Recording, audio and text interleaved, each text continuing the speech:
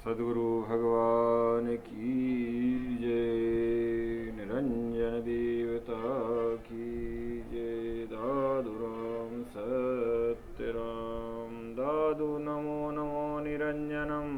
नमस्कार गुरुदेवता। वंदनम सर्वसाधवा। परिणामं परंगत परब्रह्मा परापरं सोमं देव निरंजनं निराकार निर्मलं तस्य दादुजीवन्दनं। गुरु महाराज की जय। भक्तों, आपने पिछले वीडियो में सुना कि गुरुदेव जी ने ज्ञानदास और मानकदास को भक्ति ज्ञान दिया।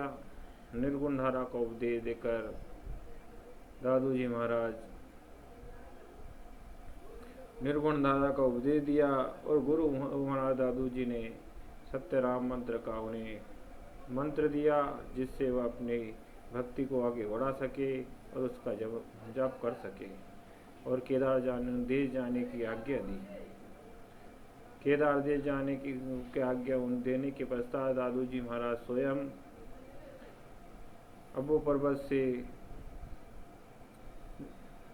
दक्षिण अबू पर्वत से दादू जी महाराज ने विचरने का विचार किया। दादू जी महाराज अबू पर्वत से सिहोरी, पाली, पिपाड़, अजमेर, पुष्कर, मेड़ता होते हुए कुचामन रोड से दक्षिण दिशा की ओर दादू जी महाराज आगे बढ़े। गुरु महाराज आगे बढ़कर करडाला पहुँचे। करडाला माघ शुक्ल अष्टमी विक्रम संवत 1619 को गुरुदेव ने करडाला पहुँचे थे। करडाला पहुंचकर करडाला के समीप एक पर्वत शिखर था। वहीं इस पर्वत शिखर की चोटी पे एक बड़ वृक्ष का विशाल पेड़ था। उस पेड़ के पास वो शांति थी, वहाँ कोई आता जाता नहीं था। गुरुदेव ने देखा कि ये तपस्या के लिए, भजन के लिए बहुत उपयुक्त स्थान है।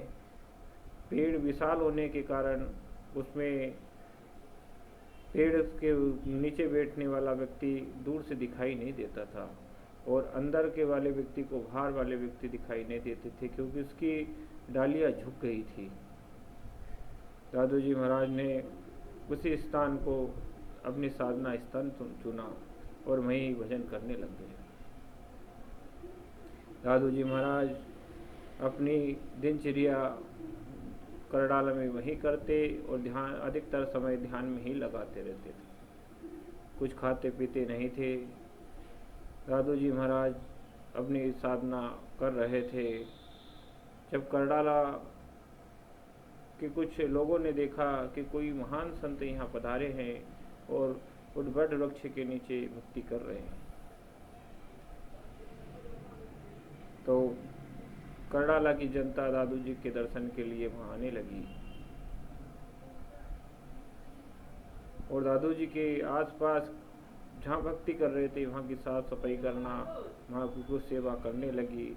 जलपान रख के जाना, भोजन रखने जाना, व्यक्तिगत इस प्रकार की सेवा करने लगी। दादू जी के पास ध्यान करने के अलावा और कोई क्रिया नहीं होती थी। दादू जी महाराज जब इस प्रकार ध्यानस्थ थे तो गांव का एक व्यक्ति दादू जी की सेवा किया करता था, जो नित्य उनके लिए कुछ न कुछ लाता था। दादू जी कुछ नहीं पाते थे। उस व्यक्ति को एक दिन दादू जी महाराज ने सत्य राम करके संबोधन किया। व्यक्ति खुश हो गया और उन्होंने कहा, प्रभु आपके लिए कुछ लाऊं? तो गुरु महाराज ने कहा, नहीं कुछ नहीं चाहिए, थोड़ा सा दूध ले आओ, अन्न मत लाना। उसने दूध ला के दादू जी को दिया। दादू जी महाराज वो दूध पाकर अपने शरीर खुश हो गए और उसे आशीर्वाद दिया। इसी प्रकार दादू जी महाराज में भक्ति करते रहे। और जंतु पहले तो उस पेड़ के पास कोई आता नहीं था।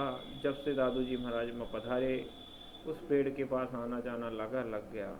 उस पेड़ पे एक प्रेत रहता था। उस प्रेत की शांति भंग होने लगी तो वो भी अपनी माया दिखाने लगा।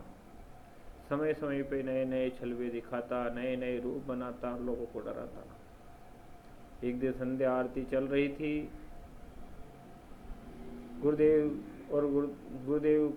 के भक्त संत लोग आरती कर रहे थे तो प्रेत ने वो आरती के समय ही विघ्न डालना चालू कर दिया, अपनी माया आरंभ कर दी। लोग डरने लगे। लोगों ने कहा कि हो सकता है ये प्रेत का असर है।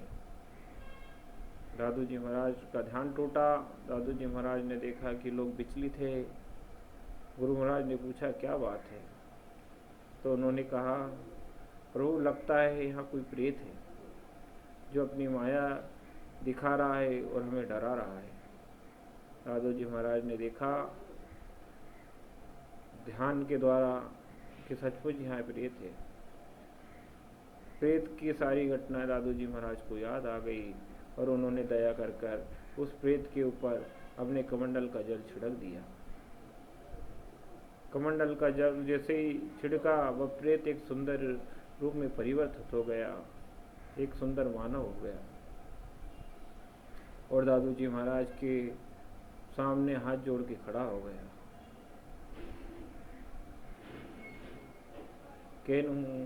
प्रेत से परिवर्तित हुआ युवक गुरुदेव दादू जी से कहने लगा प्रभु आपने दया करके मुझे मुक्ति दिलाई है। आप धन्य हो, आप धन्य हो। इस प्रकार गुरुदेव की वंदना करता रहा। प्रेत ने दादू जी से कहा भाई तुम प्रेत क्यों बने? दादू जी ने प्रेत से कहा भाई तुम प्रेत क्यों बने? दादू जी ने के प्रश्न पर उस प्रेत ने कहा कि प्रभु मेरे प्रेत बनने का कारण मेरा कोई अपराध नहीं है, ये मेरा भक्ति का ही फल है जो आपके दर्शन कर रहा हूँ। प्रेत में पहले इसी गांव का ग्वाला होता था और गौये चराया करता था। इसी करडाला के पास के समीप के पहाड़ी है, उस पर कुछ काल पहले एक संत पधारे थे। वो संत कहीं आया जाया नहीं करते थे, सिर्फ भक्ति किया करते थे और अधिकतर ध्यान में ही रहते थे। मैंने देखा कोई संत यहाँ बैठे हुए हैं और अधिक समय यहीं रहते हैं, भूखे पात पत्ते खाते हैं, तो मैं उनकी सेवा करने लगा। मेरे घर से मेरी माता मुझे 2 बाजरे की रोटी देती थी। उस 2 रोटी में से मैं उनको 1 रोटी खिला दिया करता था, 1 खुद खाता था और अपने जल पात्र से पानी पिला दिया करता था। इस प्रकार नित्य क्रिया करता रहा और काफ़ी समय बीत गया। जब समय बीता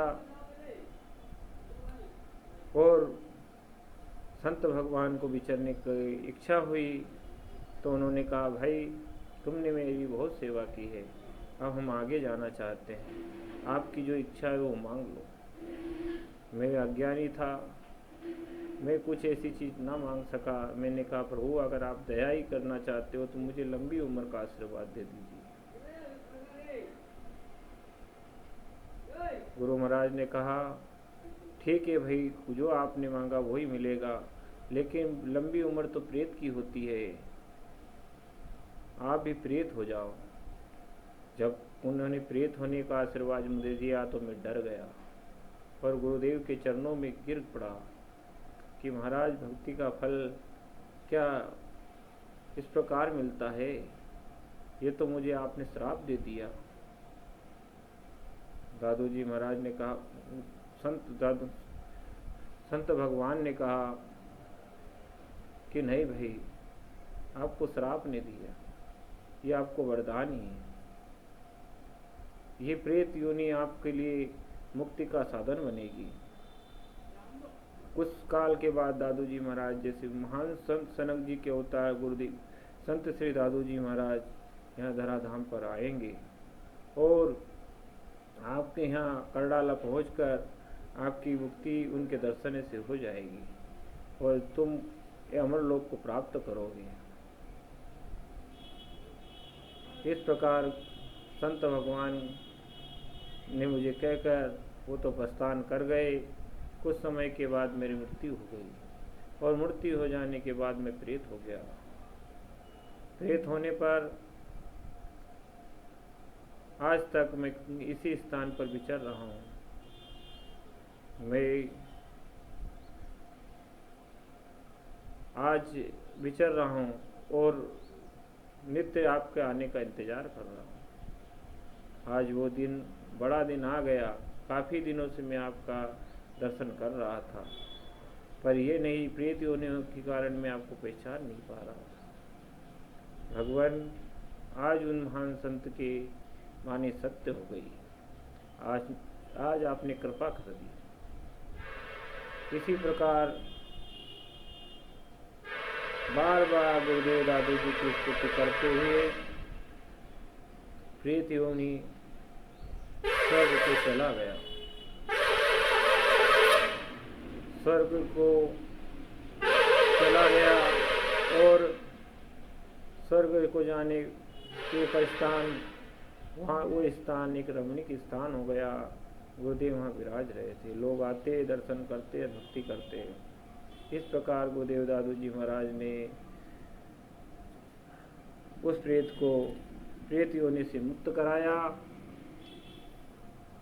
और उस स्थान को दिव्य बनाया। दादू जी के भक्ति का और तप का तपोबल अधिक बढ़ रहा था। इस तपोबल तपस्या करते हुए जब देखकर इंद्र भी घबरा गया। इंद्र ने सोचा, क्या ये जो संत तपस्या कर रहे हैं, क्या इनको मेरा सिंहासन तो नहीं चाहिए, स्वर्ग की इच्छा निमित्त तो नहीं कर रहे। इसी भ्रम और डर के कारण इंद्र ने माया नाम की अप्सरा गुरुदेव दादू जी के तपस्या को डिगाने के लिए पहुंचाई। माया आई और माया ने अलग अलग प्रकार से गुरुदेव दादू जी की तपस्या को भंग करने की कोशिश करी। जब गुरुदेव दादू जी महाराज की किसी प्रकार से तपस्या भंग नहीं हुई, क्योंकि गुरुदेव दादू जी महाराज तो संतोषी संत थे, वो कोई भी बात उन्हें विचलित नहीं कर सकती थी। तो उन्होंने, माया ने सोचा कि दादू जी के तरीके से ही, भक्ति तरीके से ही उनको छला जाए। तो वो दादू जी को अलग अलग चमत्कार दिखाती, कभी ब्रह्म का रूप दिखाती, कभी क्या रूप दिखाती, और वो दादू जी को छलने लगी। जब गुरुदेव ने देखा कि माया मुझे छल रही है, तब उन्होंने कहा, ज्योति चमके तिरवने दीपक देखे लोय, चंद सूर का चांदना पागर छल।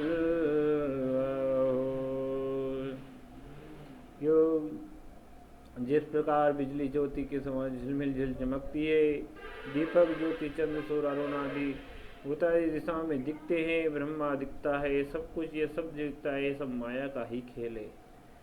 ये भगवान पर ब्रह्म नहीं हो सकता। आप जो भी हो, इसी समय यहाँ से चली जाओ, अन्यथा आपका सर्वनाश कर दूंगा। गुरुदेव के इस कोप के कारण माया डर गई और माया ने प्रभु को प्रणाम करके अपने धाम को प्रस्थान किया और इंद्र को संतुष्ट किया कि देवराज आप चिंता ना करें, वो संतोषी संत हैं, उन्हें आपके राज्य का कोई लोभ नहीं। इंद्र भी खुश हो गया और अपना राज करने लगा। इधर बहुत काल बीत चुका था। दादू जी महाराज भक्ति करडाला में कर रहे थे। अब आगे की कथा आपको अगली वीडियो में मिलेगी। दादू जी महाराज को भगवान का पुनः दर्शन किस प्रकार हुआ और करडाला कब तक रहे और दादू जी महाराज आगे क्या किया। आगे इस वीडियो को अगर आपको अच्छा लगे तो लाइक और सब्सक्राइब कर देना और प्रमोट कर देना। कमेंट में सत्यराम लिखकर बताना, दादू राम सत्यराम। राम दादू राम सत्य राम, दादू राम सत्य राम, दादू राम सत्य राम।